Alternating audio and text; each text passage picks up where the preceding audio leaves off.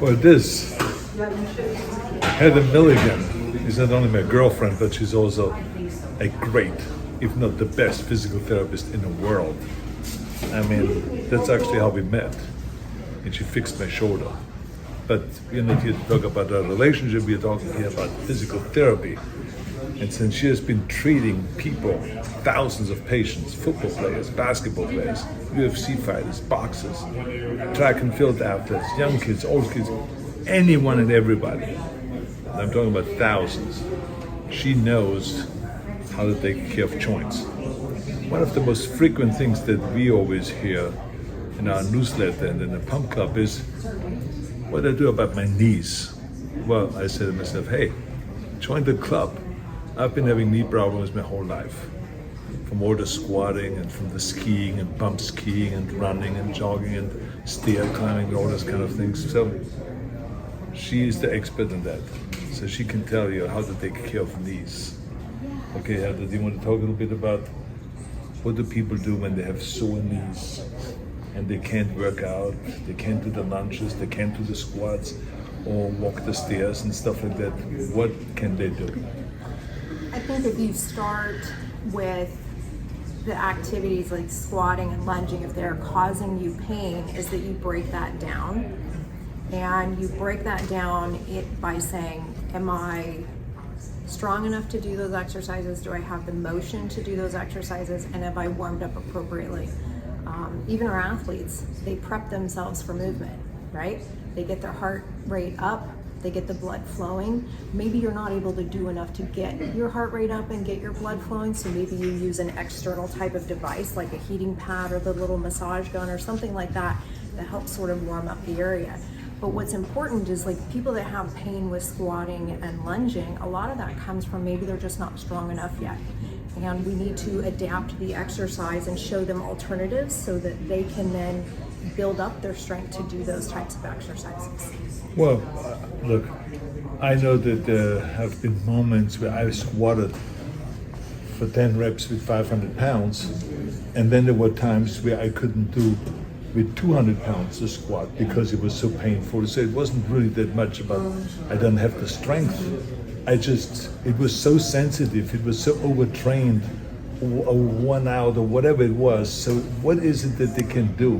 What can athletes do or people do in order to really get into it again and to work out? Is it kind of like using heat baths? Is it using ice bags and to ice the whole thing, or going back and forth? Or is it more warming up? Or what would you recommend? Well, I think what you're describing there, of one day you can, squat 500 and the next day it hurts to do 200, your body's telling you it needs a rest day.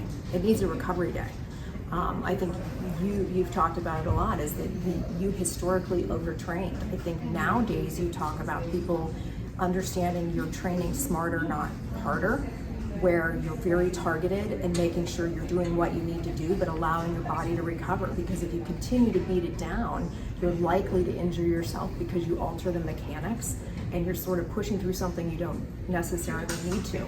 Those days where you are sore, maybe you had a heavy lift day. One of the best things you can do for recovery is ice, right? It's a natural anti-inflammatory. If you're swollen, the ice helps decrease the inflammation. The other is what we would call like an active recovery. Riding the bike, right? A stationary bike at very low resistance and just moving, right? People will ask, well, should I take medication? Movement itself is the best medication for your joints, right? When you move with low resistance, just the motion of moving the fluid around in your joint, that's where all the nutrients are that feed the cartilage in your joints. Is that moves around. It's like motor oil for your joints. That's why when you hurt yourself and you immediately kind of start moving and shaking your hand or whatever, because that's a natural pain reliever. Is your own body's receptors sensing that motion helps decrease the pain signals from the nervous system.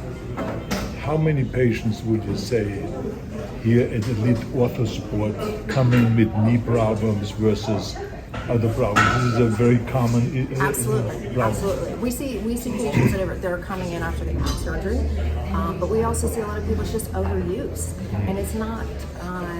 They have pain with squatting or lunging or things like that, and it's not just the person that's 50 years old that decided to start working out. I mean, we have professional athletes that struggle with these same things, and there's lots of little nuances to treating knee patients. And I think if someone out there is having knee pain, we always recommend, it's always a good idea to see a physical therapist so you can have a program that's tailored to Right. you, specifically to you.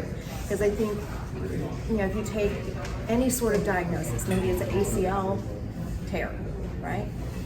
5 patients that all have the same diagnosis of ACL tear are going to present very, very differently. They have different goals, different tissue qualities, and there are other things that were damaged in the process. And so the program is going to change based on all of those things, which is why it's important to have something tailored to you specifically. Why don't you show us how to do lunges? Because this is one of the most frequent questions: is how to do lunges the right way so that they don't hurt my knees, but they actually strengthen my knees and strengthen my thighs and my buttocks and all of that stuff. Let's go to do that. So talking about lunges and potentially having pain with lunges. Lunges can be very difficult if you're not strong enough, you don't have good strength in both the quads, hamstrings, and your glutes. We can modify parts of the lunge patterning to help get you through that. If I have Daniel, what I would do is have you get into a lunge position similar to like a yoga pose, and I would say, I want you to stop right there, okay? And I want you to control and just stay right here and tell me, do you have any pain in your knee? Okay, where's the pressure in your foot? It's mostly my heel. Okay, so right now, so his pressure's mostly on his heel. He's going to be using more glute and hamstring, okay? If he's doing a walking lunge, eventually he's going to get his weight onto his toe, and he may start feeling more in his quad. If he's not strong enough, or he's got some arthritis in his knee, he may feel pain in the front of his knee. So what I would have him do is shift more to the middle of your foot, okay? And then I want you to actually come up a little bit. So we're able to have him do some isometric holds, right? So he's just holding the position without moving. We can change the angle of the knee. I want him to think about pressure across the entire foot, right in the middle. I can add weight. So here's how I can break down this lunge patterning and keep him out of pain. Go ahead and come on. And you can really tell when you shift where you feel it in your foot, you feel it shift from your glute to your quad. Yes. And why we're concerned about that? If you have any sort of arthritis or weakness in your quads or arthritis in the knee joint itself, when you excessively use your quads without any other balance of the hamstrings or the glutes, it increases the stress behind the kneecap. It tends to irritate the joint and feel pain. So that's why we're really particular about, are you using everything? We want a good balance of all the muscles working together so that you can do the movement without pain. As we know, I use quads more than anything. And most people do. Most people do. We see professional athletes that are active in competition right now, and that's their natural ready stance to be ready. But we have to supplement their training and their strengthening so that what we get the backside, the posterior chain of quads, to the quads would be the hamstrings and the glutes. So for someone who's struggling right now to do, say we have 8 lunges in their program, how long would you have them do an isometric hold to replace that? I would see okay, how long can they do it and not lose their balance and maintain their form? That's what we're looking for. You can hold it for 10 seconds, then that's it. 10 seconds, you're gonna come out of it, and now you're gonna try as many reps as you can for that time. The next time you would do it, do you try to go a little bit longer? If you may not be able to hold that position with your own body weight. If that's the case, you can use a bar to hold on to. You can use some TRX straps, right? Because I'm using my upper body to unload, okay? Same thing, exercise bands, right? Hold on to these, right? And then come up. And then as you progress and you say, okay, I can do these multiple angles and hold those positions, now I can actually go into the movement, which is I would have you do a reverse lunge first, right? It's easier because it's going to emphasize me using my glutes and hamstrings as I drop back, and then I can use my hand support to help me pull up, because that's usually going to be where people have the pain, is in the coming up or like in a walking lunge coming forward. And that's usually because quads maybe aren't strong enough, a lot of pressure on the front of the knees, and if the hamstring and the glutes aren't working in unison.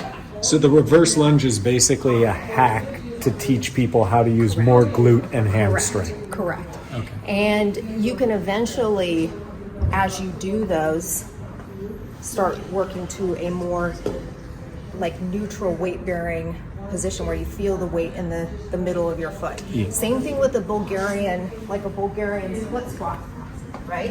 Where we would put our foot up on something behind, Yep. right? And lower down. And I would do the same exact thing. Yeah.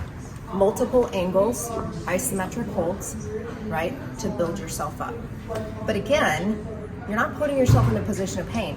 You're going into the motion that you can do without pain, with good mechanics, focusing on where you feel the pressure in your foot, so you know you're getting all the muscles working together.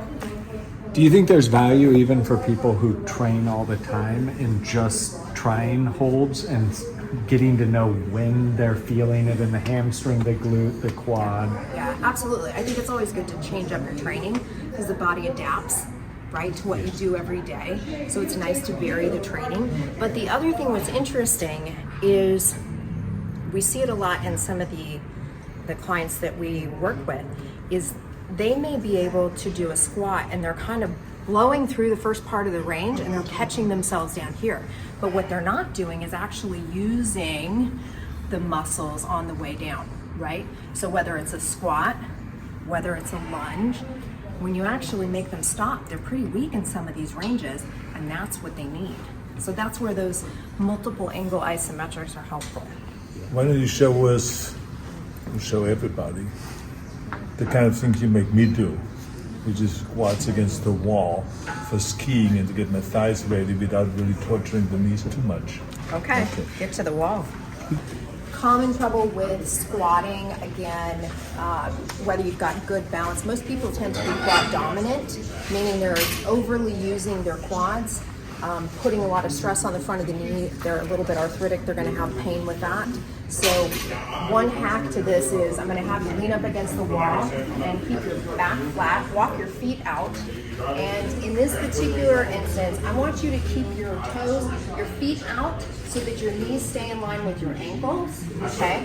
And you're gonna bend just a little bit to where you don't feel pain. If you need to, bring your heels underneath your knees. There you go, good. All right, back stays flat, right there, okay? Oh, showing us your legs, that's impressive. Okay, yeah. The quads always make an appearance. Exactly, the skiing quads. Why we like this exercise, using both your quads and your hamstrings and your glutes. If I wanted to really emphasize glutes, I can put a band around the knees, push out into my hands a little bit, and you can push out into the loop band with that to really get the glutes going. The other way, if you wanted to work the adductors, I can put a yoga block or a ball in between and you squeeze here if you wanted to emphasize, okay? And stretching. We'll get to that. So go ahead and come on up. But the idea with something like this is you're gonna stay in a pain-free range. You can alter how low you go. You can increase your time, and you can also add weight while you're sitting there. Again, the time is how long can you do it and keep good form. Yeah. Where's the weight in your feet? Are you in the middle? Or are you sitting there and you're kind of more onto your toes while you're doing the activity? The last thing that I think is important to talk about, especially when it comes to knees, is mobility. And one thing I think people get really concerned about, they think it's really important that they be able to bend their knee a lot. And it's actually one of the most forgotten things is you need to be able to straighten your knee. So if you have tight hamstrings and tight calves and your knees, you have a trouble with your knee going straight, your quads will never fully gain the strength that they need. Because if you think about it, if I'm trying to work my triceps and I'm not taking my triceps all the way to full extension and locking out, okay, I'm not going to fully develop my tricep. Your quad is very much the same. So being able to get your knees straight is actually one of the most important things about training with your legs. If you can't get your knees straight, you're not able to fully lock out your quad muscle, and you will not get all the full potential strength out of your quads. So one of the things that we would say is make sure that you're doing some hamstring, calf stretching, those kinds of things.